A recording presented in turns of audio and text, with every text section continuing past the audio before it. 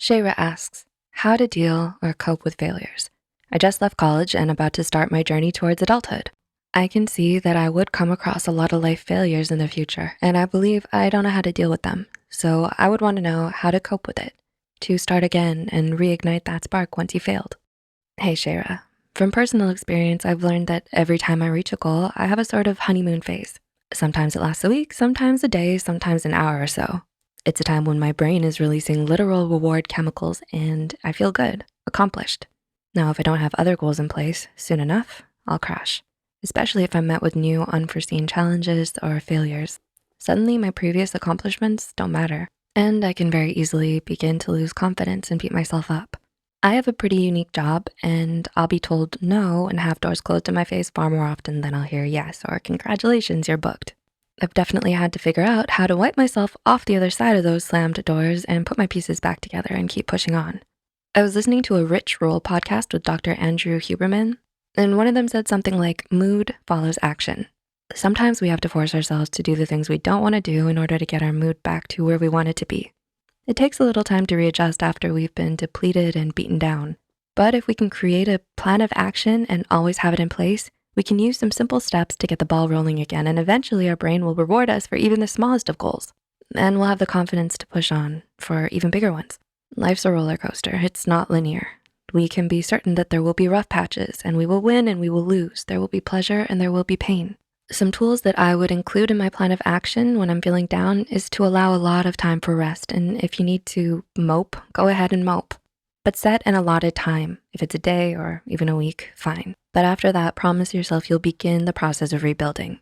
Rebuilding can be in baby steps, but it's helpful to write down your plan for the day the night before. And then as you accomplish each thing the next day, whether it be getting a little exercise, eating a healthy meal, an hour of homework, 20 minutes of mindful meditation, check the things off of your list.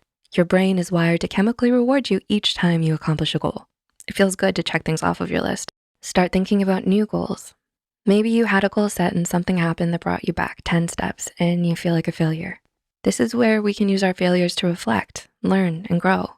I think of the pain surrounding failure as a real wound that will need to heal, of course, but it will leave behind thicker skin.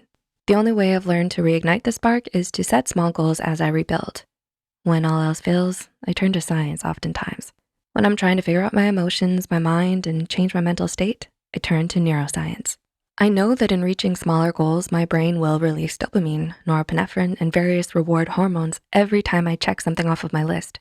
And slowly but surely, it will rewire my confidence. The greatest successes were never found easily. Every human on earth will stumble and fall and have to pick themselves back up in order to succeed.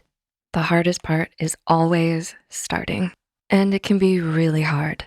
Your brain plays tricks on you to make you feel like it's damn near impossible to begin again.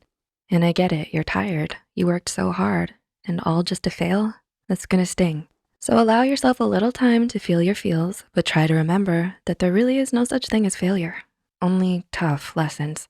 It helps you figure out what doesn't work. Now you can figure out what does work, or you can analyze and assess your feelings and see if it's truly something you wanna continue pursuing. And if it is, you will find that spark again eventually. If you're like me and you're interested in psychology, which I'm guessing you are if you're here, I would suggest looking into neuroscience, specifically neuroplasticity. I find it helpful to understand why my brain and mind are behaving how they are after wins and losses. Understanding our sensations, thoughts, emotions related to our nervous system and what it's trying to accomplish helps me understand myself better, and thus work with it to create tools and steps to feel better. I also recommend journaling to put thoughts and feelings on paper as well. It seems to allow our brains to become more present. Once it's safe on a page and your brain doesn't feel it needs to keep analyzing and holding on to the thoughts. It's great to journal a little while before bed, so you get the wandering thoughts and possible rumination onto the page, and instead you can think about the goals you're looking forward to accomplishing ahead of you, or whatever feels nice to think about as you drift off into restful sleep. Restful sleep is key for rewiring your brain. Sleep is where your brain gets to assess, analyze, and organize. We're oftentimes exhausted after failure. The build-up trying to accomplish something and then to have these hopes and dreams ripped away. It's a huge blow and it takes a lot out of you. And topping it off with exhaustion means that you can't even think straight and everything feels that much worse. It can really feel like the end of the world sometimes, but it isn't. And with a rested mind, you can usually see things a little clearer. So be kind and patient with yourself. You got this. I hope that helps.